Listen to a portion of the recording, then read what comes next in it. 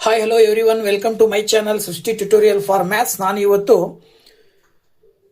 Karnataka SSLC board ಎಕ್ಸಾಮಿನ paper 3 Kannada medium ಅಲ್ಲಿ ಬರ್ತಕ್ಕಂಥ 3 ಮತ್ತು 4 ಅಂಕದ ಕ್ವಶನ್ ಅನ್ನ ಇವತ್ತು ನಿಮ್ ಜೊತೆ ಡಿಸ್ಕಷನ್ ಮಾಡ್ತಾ ಇದ್ದೀನಿ. ಸೊ ಬನ್ನಿ ಕ್ಲಾಸ್ ಶುರು ಮಾಡೋಣ. ಹಿಂದಿನ ವಿಡಿಯೋದಲ್ಲಿ 30ರವರೆಗೂ ಬರ್ತಕ್ಕಂತಹ 3 ಅಂಕದ ಕ್ವಶನ್ ಅನ್ನ ನಿಮ್ ಜೊತೆ ಡಿಸ್ಕಷನ್ ಮಾಡಿದ್ದೀನಿ. ಸೊ ದಯವಿಟ್ಟು ಯಾರೋ ವಿಡಿಯೋ ನೋಡಿಲ್ವೋ ದಯವಿಟ್ಟು ವಿಡಿಯೋ ನೋಡಿ ಅಂತ ಹೇಳ್ತಾ ಮುಂದಿನ ಹಂತದಲ್ಲಿ 31ನೇ ಕ್ವಶನ್ ಇಂದ ಪ್ರಾರಂಭ ಮಾಡೋದಾದ್ರೆ 31ನೇ ಕ್ವಶನ್ ಬಂದ್ಬಿಟ್ಟು ಏನ್ ಹೇಳ್ತಾ ಇದೆ ಅಂತ ಹೇಳಿದ್ರೆ, ಈ ಕೆಳಗಿನ ದತ್ತಾಂಶಗಳಿಗೆ ಸರಾಸರಿಯನ್ನು ಕಂಡುಹಿಡಿಯಿರಿ ಅಂತ ಕೊಟ್ಟಿದ್ದಾರೆ. ಈ ದತ್ತಾಂಶಗಳಿಗೆ ಸರಾಸರಿಯನ್ನ ಕಂಡುಹಿಡಿಬೇಕು. ಹೇಗೆ ಕಂಡುಹಿಡಿಯೋದು ಅಂತಕ್ಕಂಥದ್ದನ್ನ ನಾವಿಲ್ಲಿ ನೋಡೋದಾದ್ರೆ, ನೋಡಿ, ಕೊಟ್ಟಿರುವ ದತ್ತಾಂಶವನ್ನ ನಾವು ಈ ರೀತಿ ಬರ್ಕೊಂಡಾಗ ವರ್ಗಾಂತರ ಕೊಟ್ಟಿರ್ತಾರೆ. ವರ್ಗಾಂತರವನ್ನ ಹೇಗೆ ಕೊಟ್ಟಿರ್ತಾರೋ ಆ ರೀತಿ ಬರ್ಕೊಳ್ತೀವಿ.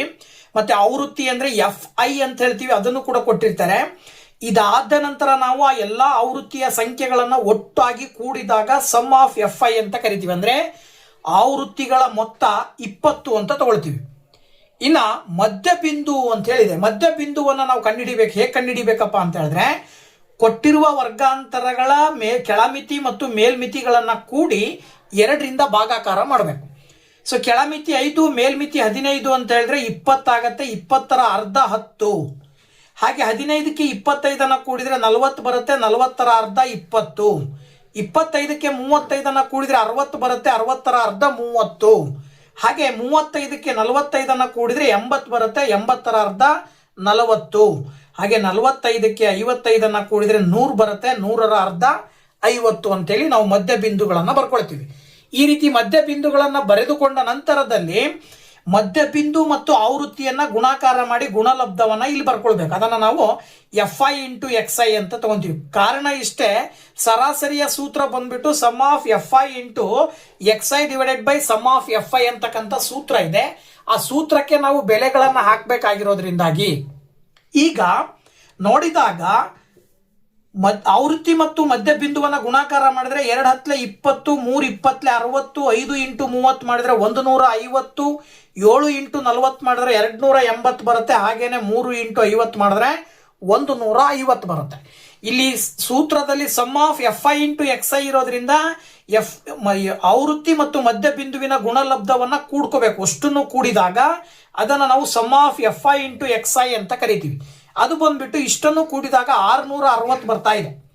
ಸೊ 660 ಬರ್ತಾ ಇದೆ ಅಂತ ಹೇಳಿದ್ರೆ ಇದನ್ನ ನಾವು sum of FI into XI ಅಂತ ಕರಿತೀವಿ. ಸೂತ್ರ ಬಂದ್ಬಿಟ್ಟು ಸರಾಸರಿ X bar is equal to sum of FI into XI divided by sum of FI ಅಂತ ಬಂದಾಗ ಏನಾಗತ್ತೆ, ನಾವು sum of FI into XI ಬಂದ್ಬಿಟ್ಟು 660 ಬಂದಿದೆ. ಹಾಗೇನೆ ಸಮ್ ಆಫ್ FI ಬಂದ್ಬಿಟ್ಟು 20 ಬಂದಿದೆ. ಸೊ ಇದನ್ನ ಭಾಗಾಕಾರ ಮಾಡಿದ್ರೆ 2 33 60 ಬರುತ್ತೆ. ಅಂದ್ರೆ ಅದರ ಅರ್ಥ ಸರಾಸರಿ X bar is equal to 33 ಅಂತೇಳಿ ನಾವು ಉತ್ತರ ಅಂತೇಳಿ ಹೇಳ್ತೀವಿ.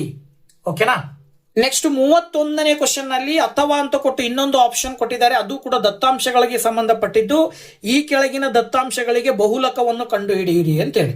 ಸೊ ಬಹುಲಕವನ್ನು ಕಂಡುಹಿಡಿಬೇಕು. ಹೇಗೆ ಅಂತಕ್ಕಂಥದ್ದನ್ನ ನೋಡೋದಾದ್ರೆ, ನೋಡಿ, ಕೊಟ್ಟಿರುವ ವರ್ಗಾಂತರ ಮತ್ತು ಆವೃತ್ತಿಯನ್ನ ಆಸ್ ಇಟ್ ಈಸ್ ಬರ್ಕೊಂಡ ನಂತರದಲ್ಲಿ ಬಹುಲಕ ಕಂಡುಹಿಡಿಬೇಕಾದ್ರೆ ಮೊದಲನೇ ಹಂತ ಏನ್ ಮಾಡಬೇಕು ಅಂತ ಹೇಳಿದ್ರೆ, ಕೊಟ್ಟಿರುವ ಆವೃತ್ತಿಯಲ್ಲಿ ಅತಿ ಹೆಚ್ಚಿನ ಒಂದು ಆವೃತ್ತಿಯನ್ನ ಯಾವ್ದು ಹೊಂದಿರುತ್ತೋ ಅಂತ ಆಯ್ಕೆ ಮಾಡಬೇಕು. ಇಲ್ಲಿ ಕೊಟ್ಟಿರುವ ಆವೃತ್ತಿಗಳಲ್ಲಿ ಅತಿ ದೊಡ್ಡ ಆವೃತ್ತಿ ಯಾವ್ದಪ್ಪ ಅಂತ ಹೇಳಿದ್ರೆ 8. ಹಾಗಾಗಿ 8 ಆವೃತ್ತಿಯನ್ನು ಹೊಂದಿರುವ ವರ್ಗಾಂತರವನ್ನ ನಾವು ಬಹುಲಕದ ವರ್ಗಾಂತರ ಅಂತೇಳಿ ಆಯ್ಕೆ ಮಾಡಬೇಕಾಗತ್ತೆ. ಹಾಗಾಗಿ ಬಹುಲಕದ ವರ್ಗಾಂತರ 15ರಿಂದ 20 ಅಂತಕ್ಕಂಥದ್ದು. ಸೊ 15ರಿಂದ 20 ಅನ್ನೋದು ಬಹುಲಕ ಆಯ್ತು ಅಂತ ಹೇಳಿದ್ರೆ, ಸೂತ್ರಕ್ಕೆ ಸಂಬಂಧಪಟ್ಟಂತೆ ಸೂತ್ರದಲ್ಲಿರುವ ಪದಗಳನ್ನ ನಾವು ಕಂಡುಹಿಡ್ಕೊಳ್ತಾ ಹೋದ್ರೆ, ಮೊದಲನೇದಾಗಿ ಬಹುಲಕ ವರ್ಗದ ಕೆಳಮಿತಿಯನ್ನು ನಾವು L ಅಂತ ತಗೊಳ್ತೀವಿ. ಅದರ ಆಧಾರದ ಮೇಲೆ ಇಲ್ಲಿ 15 ಇದೆ. So that L is equal to 15 ಬರುತ್ತೆ. ಇನ್ನ ಪ್ರತಿ ವರ್ಗಾಂತರದ ಸೈಜ್ ಅಂತ ಹೇಳ್ತೀವಿ ನಾವು, ಗಾತ್ರ. ಪ್ರತಿ ವರ್ಗಾಂತರದ ಗಾತ್ರ ಯಾವಾಗ ಸಿಗುತ್ತಪ್ಪ ಅಂದ್ರೆ ಮೇಲ್ಮಿತಿನಲ್ಲಿ ಕೆಳಮಿತಿಯನ್ನ ಕಳೆದಾಗ ಸಿಗುತ್ತೆ.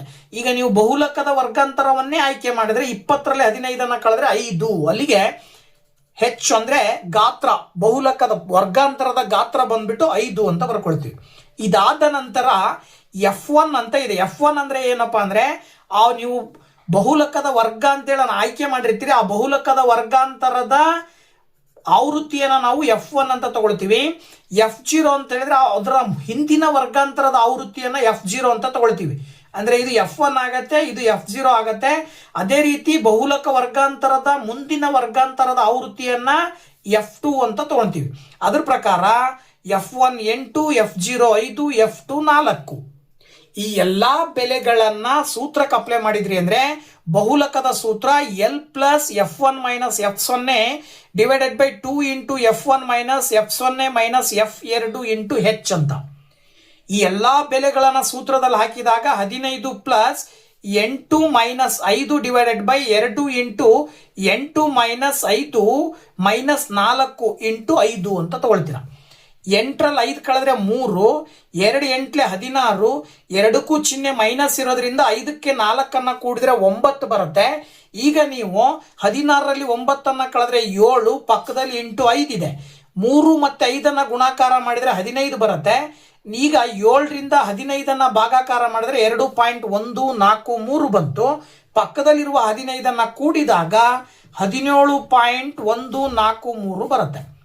ಈ 17.143 ಅನ್ನೋದು ಈ ಕೊಟ್ಟಿರುವ ವರ್ಗ ಆವೃತ್ತಿ ವಿತರಣಾ ಪಟ್ಟಿಯ ಬಹುಲಕ ಅಂತೇಳಿ ಸುಲಭವಾಗಿ ಹೇಳಬಹುದು. ನೆಕ್ಸ್ಟ್ 32ನೇ ಕ್ವಶನ್. ಒಂದು ಲಂಬಕೋನ ತ್ರಿಭುಜದ ಎತ್ತರ ಮತ್ತು ಪಾದದ ನಡುವಿನ ವ್ಯತ್ಯಾಸವು 5 ಸೆಂಟಿಮೀಟರ್ ಆಗಿದೆ. ತ್ರಿಭುಜದ ವಿಸ್ತೀರ್ಣವು 150 ಚದರ ಸೆಂಟಿಮೀಟರ್ ಆದರೆ ತ್ರಿಭುಜದ ಪಾದ ಮತ್ತು ಎತ್ತರವನ್ನು ಕಂಡುಹಿಡಿಯಿರಿ ಅಂತೇಳಿ ವರ್ಗ ಸಮೀಕರಣಕ್ಕೆ ಸಂಬಂಧಪಟ್ಟಂತಹ ಪ್ರಶ್ನೆಯನ್ನ ಕೊಟ್ಟಿದ್ದಾರೆ. ಸೊ ಇದನ್ನ ಹೇಗೆ ಸಾಲ್ವ್ ಮಾಡಬಹುದು ಅಂತಕ್ಕಂಥದ್ದನ್ನ ನೋಡೋದಾದ್ರೆ, ಓಕೆ, 32ನೇ ಕ್ವಶನ್ ಹೇಳುವ ಹಾಗೆ ಒಂದು ಲಂಬಕೋನ ತ್ರಿಭುಜ ಇದೆ ಅಂದ್ರೆ ಆ ಲಂಬಕೋನ ತ್ರಿಭುಜದ ಎತ್ತರವನ್ನ H ಮತ್ತು ಪಾದವನ್ನ B ಅಂತ ನಾವು ತಗೊಂಡಿವಿ ಅಂದ್ರೆ ಅವ್ರು ಏನ್ ಹೇಳ್ತಾರೆ, ಎತ್ತರ ಮತ್ತು ಪಾದದ ನಡುವಿನ ವ್ಯತ್ಯಾಸ 5 ಅಂತ ಕೊಟ್ಟಿದ್ದಾರೆ. ಸೊ ಅಲ್ಲಿಗೆ ಎತ್ತರ ಮತ್ತು ಪಾದದ ನಡುವಿನ ವ್ಯತ್ಯಾಸ ಅಂತ ಹೇಳಿದ್ರೆ ನಾವು ತಗೊಂಡಿರೋ ಪ್ರಕಾರ H minus B is equal to 5 ಆಗುತ್ತೆ. ಮೈನಸ್ ಬಿ ನ ಈಕ್ವಲ್ ಇಂದ ಆ ಕಡೆ ಕಳಿಸಿದ್ರೆ H is equal to 5 plus B ಅಂತ ಹೇಳ್ಬೋದು.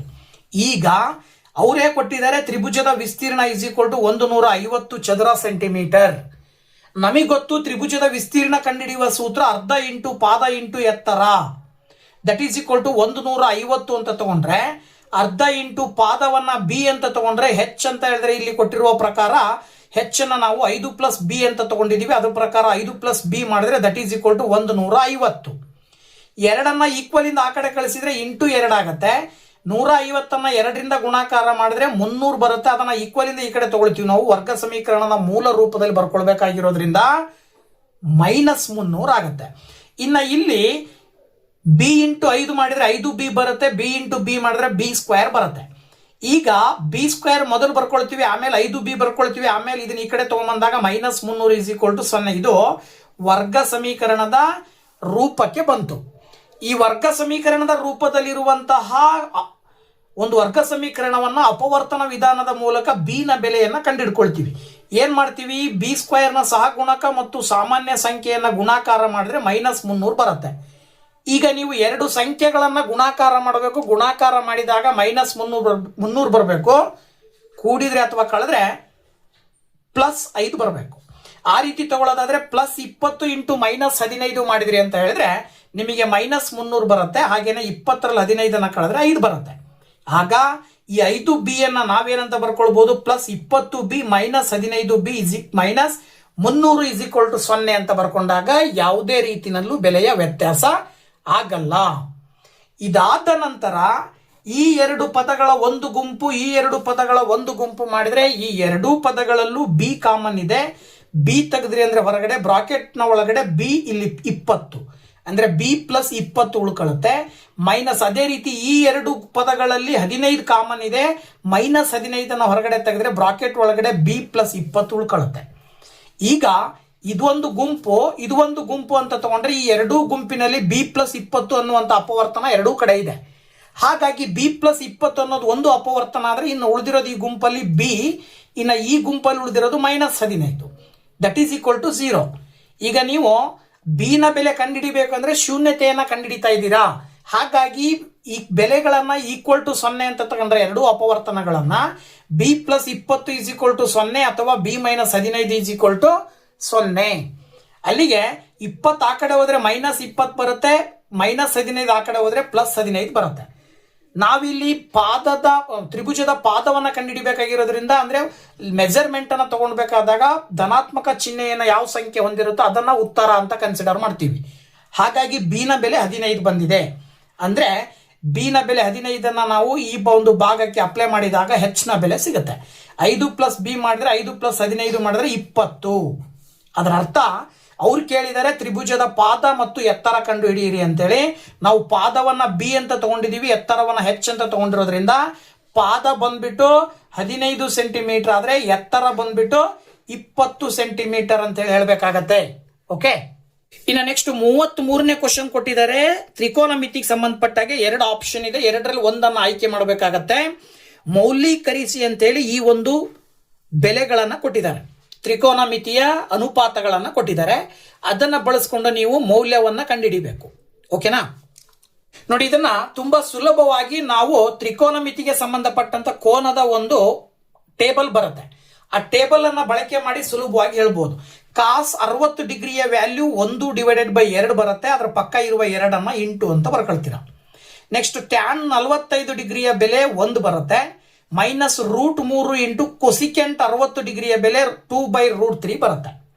ಹಾಗೇನೆ ಸಿಕೆಂಟ್ 30ಯ ಬೆಲೆ 2/√3 ಪಕ್ಕದಲ್ಲಿರುವ √3 ಪ್ಲಸ್ 2 ಇಂಟು ಕಾಸ್ 60 ಡಿಗ್ರಿ ಅಂದ್ರೆ 1/2 ಪ್ಲಸ್ ಕಾಟ್ 45 ಅಂತ ಹೇಳಿದ್ರೆ 1. ಇದಿಷ್ಟು ಬೆಲೆಗಳನ್ನ ಕರೆಕ್ಟ್ ಆಗಿ ನೀವು ಟೇಬಲ್ ಅನ್ನ ಪ್ರಾಕ್ಟೀಸ್ ಮಾಡಿದ್ರೆ ಸುಲಭವಾಗಿ ನೀವು ಹಾಕೊಳ್ಬಹುದು. ಸೊ ಟೇಬಲ್ ನ ಆಧಾರದ ಮೇಲೆ ನೀವು ಸುಲಭವಾಗಿ ಈ ಒಂದು ಬೆಲೆಗಳನ್ನ ಹಾಕೊಂಡ್ರಿ ಅಂತ ಹೇಳಿದ್ರೆ ನಂತರದಲ್ಲಿ ಸುಲಭವಾಗಿ ನೀವು ಇದನ್ನ ಲೆಕ್ಕ ಮಾಡಬಹುದು. ಈ ಒಂದು ಪ್ರತಿಯೊಂದು ತ್ರಿಕೋನಮಿತಿಯ ಅನುಪಾತಗಳ ಕೋನದ ಬೆಲೆಗಳನ್ನ ಕಂಡುಹಿಡಿಬೇಕು ಅಂತ ಹೇಳಿದ್ರೆ ಸುಲಭವಾಗಿ ಯಾವ ರೀತಿ ಕಂಡುಹಿಡಿಬಹುದು ಅನ್ನೋದಕ್ಕೆ ಸಂಬಂಧಪಟ್ಟಾಗೆ ಒಂದು ವಿಡಿಯೋದಲ್ಲಿ ನಾನು ತಿಳಿಸ್ಕೊಟ್ಟಿದ್ದೀನಿ, ಹೇಗೆ ನೆನಪಿನಲ್ಲಿ ಇಟ್ಕೊಳ್ಬೇಕು ಅನ್ನೋದನ್ನ. ಸೊ ದಯವಿಟ್ಟು ಆ ಒಂದು ವಿಡಿಯೋ ನೋಡಿದ್ರೆ ನಿಮಗೆ ಈ ತರದ ಕ್ವಶನ್ಗಳನ್ನ ಆನ್ಸರ್ ಮಾಡಬೇಕಾದಾಗ ಹೆಲ್ಪ್ ಆಗುತ್ತೆ. ನೋಡಿ, ಇಲ್ಲಿ 2 ಕ್ಯಾನ್ಸಲ್ ಆಗುತ್ತೆ, ಇಲ್ಲಿ 1 ಉಳಿತದೆ, ಇಲ್ಲಿ ಪ್ಲಸ್ 1, ಇಲ್ಲೂ ಕೂಡ √3 ಕ್ಯಾನ್ಸಲ್ ಆಗಿ 2 ಉಳಿತದೆ. ಕೆಳಗಡೆನೂ ಕೂಡ √3 ಕ್ಯಾನ್ಸಲ್ ಆಗಿ 2 ಉಳಿತದೆ. ಇಲ್ಲಿ 2 ಕ್ಯಾನ್ಸಲ್ ಆಗಿ 1, ಇದು 1 ಕೂಡಿದ್ರೆ 2 ಮೈನಸ್ 2 ಡಿವೈಡೆಡ್ ಬೈ 2 3 4 ಬರುತ್ತೆ. ಈ ನೋಡಿ 2ರಲ್ಲಿ 2 ಕಳೆದ್ರೆ 0 ಬರುತ್ತೆ, ಡಿವೈಡೆಡ್ ಬೈ 4 ಮಾಡ್ತೀರಾ.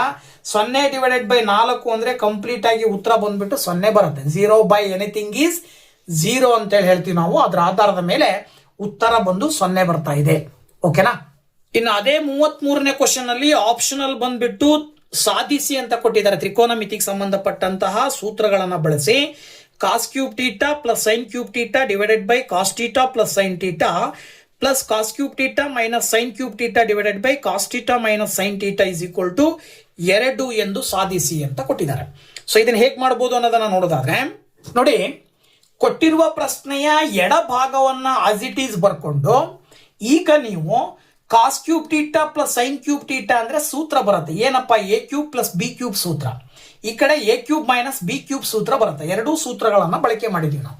A cube plus B cube ಅನ್ನ ನಾವು ಏನಂತ ಬರಿತೀವಿ? A plus B into A square plus B square minus A B ಅಂತ ಬರಿತೀವಿ. ಹಾಗೇನೆ A cube minus B cube ಅನ್ನ A minus B into A square plus B square plus A B ಅಂತ ಬರಿತೀವಿ. ಇದರ ಆಧಾರದ ಮೇಲೆ ನೋಡಿ, ಇಲ್ಲಿ cos cube theta plus sine cube theta ಏನಾಗುತ್ತೆ? Cos theta plus sine theta into cos square theta plus sine square theta minus cos theta into sine theta. ಕೆಳಗಡೆ ಇರ್ತಕ್ಕಂಥ cos theta plus sine theta ಹಾಗೆ ಬರ್ಕೊಳ್ತೀವಿ. ಈ ಕಡೆನೂ ಅದೇ ರೀತಿ ಸೂತ್ರದ ಆಧಾರದ ಮೇಲೆ ಬರೆಯೋದಾದ್ರೆ cos theta minus sine theta into cos square theta plus sine square theta plus cos theta into sine theta ಬರುತ್ತೆ. ಸುಲಭವಾಗಿ ನಾವೇನ್ ಮಾಡ್ಬೋದು ಇಲ್ಲಿ ಅಂತ ಹೇಳಿದ್ರೆ, ಇಲ್ಲಿ cos square theta plus sine square ಥೀಟಾಗೆ ತ್ರಿಕೋನಮಿತಿಯ ಸೂತ್ರದ ಆಧಾರದ ಮೇಲೆ 1 ಅಂತ ಬರೀತೀವಿ. ಇದು ಹಾಗೆ ಬರ್ಕೊಳ್ತೀವಿ.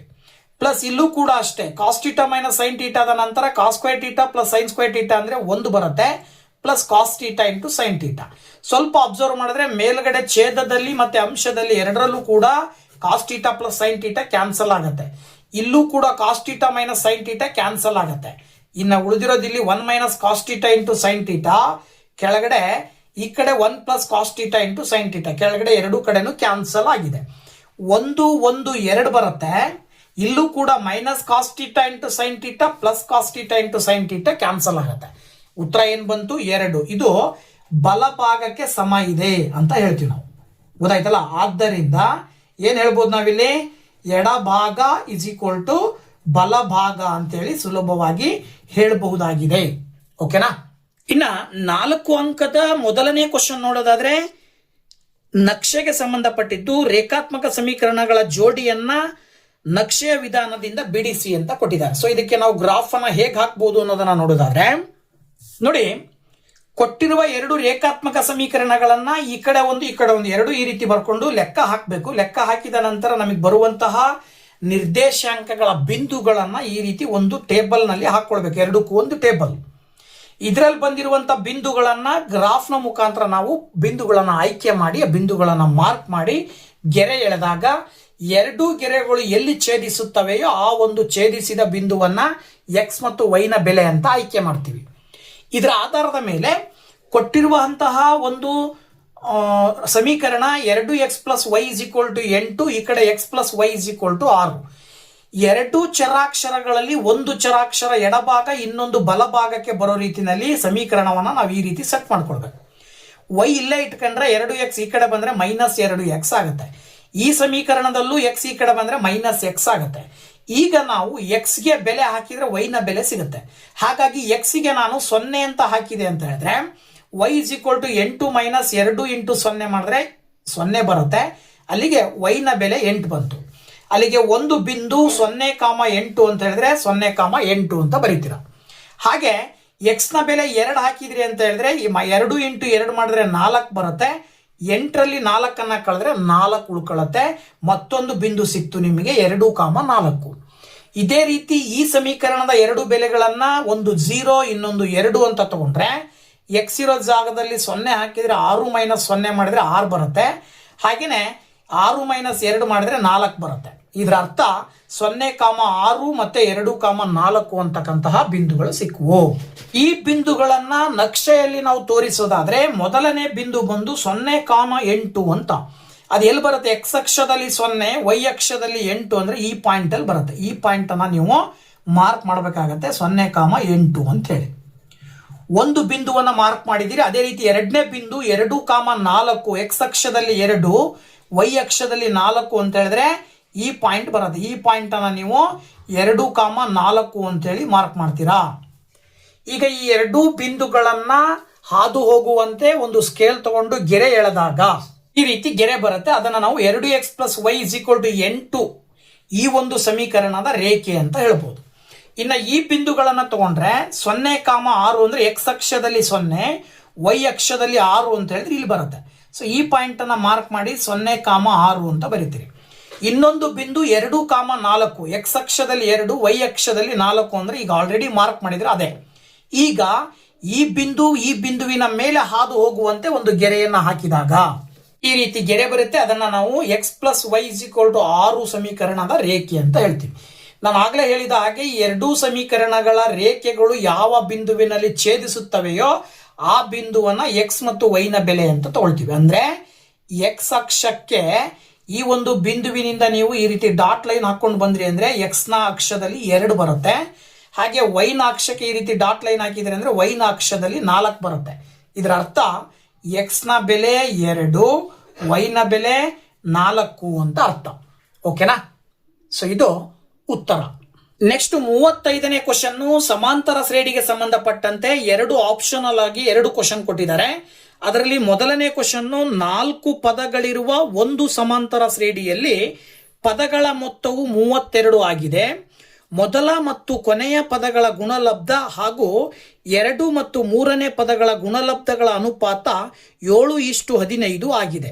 ಹಾಗಾದರೆ ಶ್ರೇಣಿಯ ಪದಗಳನ್ನು ಕಂಡುಹಿಡಿಯಿರಿ ಅಂತ ಕೇಳಿದ್ದಾರೆ. ಸೊ ಪ್ರಶ್ನೆ ಹೇಳುವ ರೀತಿಯಲ್ಲಿ ನೋಡೋದಾದ್ರೆ ಒಂದು ಸಮಾಂತರ ಶ್ರೇಣಿಯಲ್ಲಿ 4 ಪದಗಳಿದಾವೆ ಅಂತ ಕೊಟ್ಟಿದ್ದಾರೆ.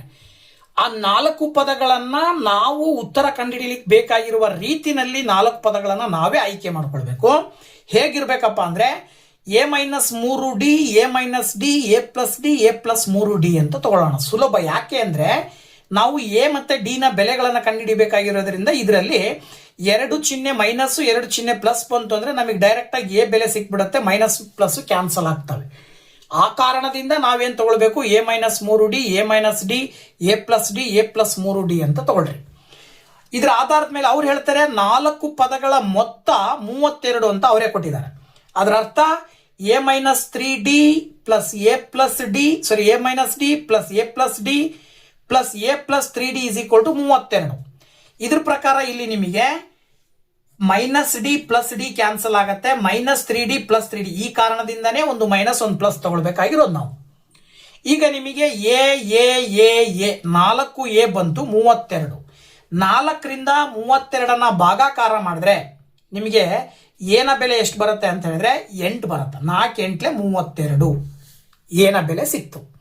ಇನ್ನೂ ಒಂದು ಸಂಬಂಧವನ್ನ ಕೊಟ್ಟಿದ್ದಾರೆ ಅವರು. ಏನಪ್ಪ ಸಂಬಂಧ ಅಂದ್ರೆ ಮೊದಲ ಮತ್ತು ಕೊನೆಯ ಪದಗಳ ಗುಣಲಬ್ಧ ಡಿವೈಡೆಡ್ ಬೈ ಎರಡನೇ ಮತ್ತು ಮೂರನೇ ಪದಗಳ ಗುಣಲಬ್ಧ, ಇವೆರಡರ ಅನುಪಾತ 7 ಡಿವೈಡೆಡ್ ಬೈ 15ಕ್ಕೆ ಸಮ ಇರುತ್ತೆ ಅಂತ ಕೊಟ್ಟಿದ್ದಾರೆ. ಸೊ ನಾವು ತಗೊಂಡಿರೋ ಪ್ರಕಾರ ಮೊದಲನೇದು a-3d, ಕೊನೆಯದು a+3d ಡಿವೈಡೆಡ್ ಬೈ a-d ಎರಡನೇದು, ಮೂರನೇದು a+d. ಇಲ್ಲಿ ನೀವು ನೋಡಿದಾಗ a+b ಇಂಟು a-b ಸೂತ್ರದ ರೂಪದಲ್ಲಿದೆ.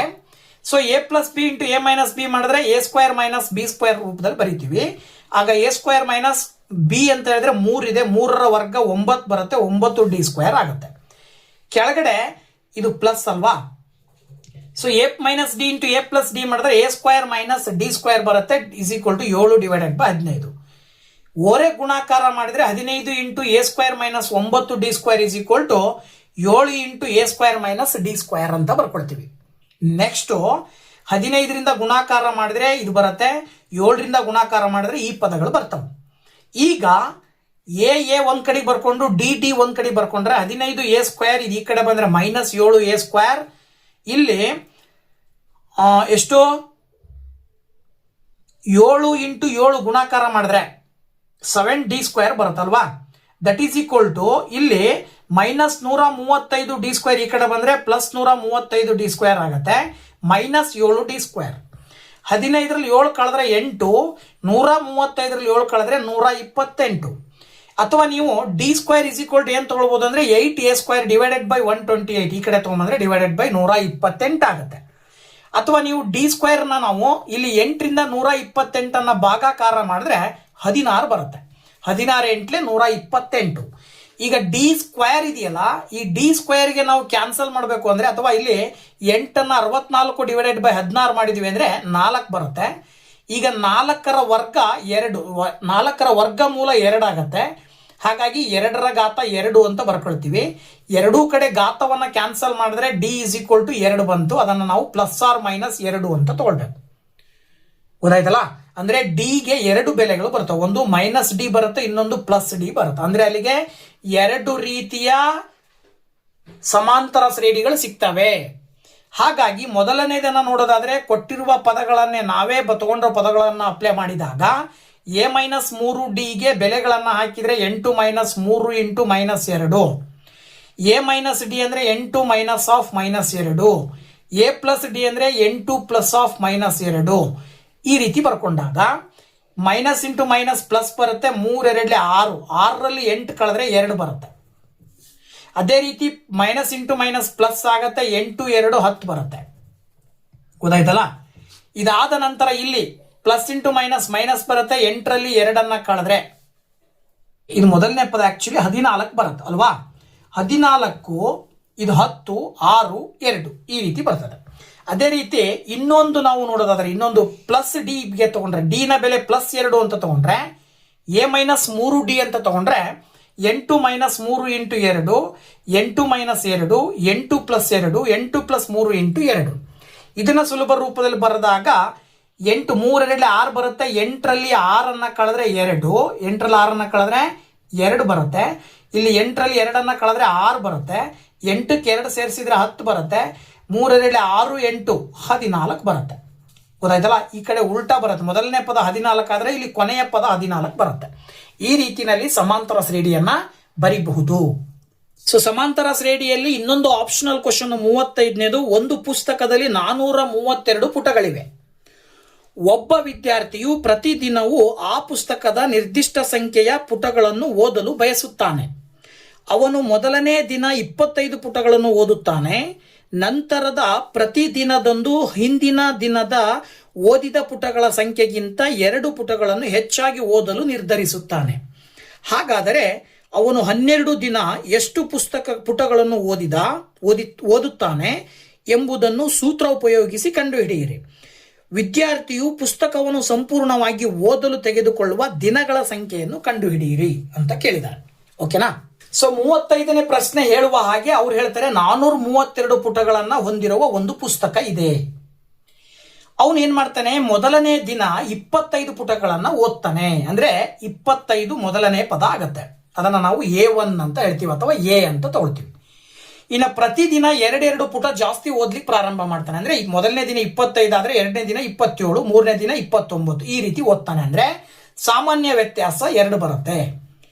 ಹಾಗೇನೆ ಅವನು 12 ದಿನ ಪುಸ್ತಕ ಓದ್ತಾನೆ ಅಂತ ಅಂದಾಗ 12 ನಂಬರ್ ಆಫ್ ಡೇಸ್ 12 ಅಂತ ಹೇಳ್ತೀವಿ. ಅಲ್ಲಿಗೆ ಎನ್ ಅನ್ನ ನಾವು 12 ಅಂತ ತಗೊಳ್ತೀವಿ. ಇದರ ಆಧಾರದ ಮೇಲೆ 12ನೇ ದಿನ ಅವನು ಎಷ್ಟು ಪುಟಗಳನ್ನು ಓದ್ತಾನೆ ಅಂತ ಅಂದ್ರೆ AN ಸೂತ್ರ ಹಾಕಿದ್ರೆ AN = A + n - 1 × D. ಅಂದ್ರೆ A12 = 25 + n - 12 - 1 × D. 25 + 12ರಲ್ಲಿ 1 ಹೋದ್ರೆ 11 × 2 ಮಾಡಿದ್ರೆ 11 2 22 ಬರುತ್ತೆ.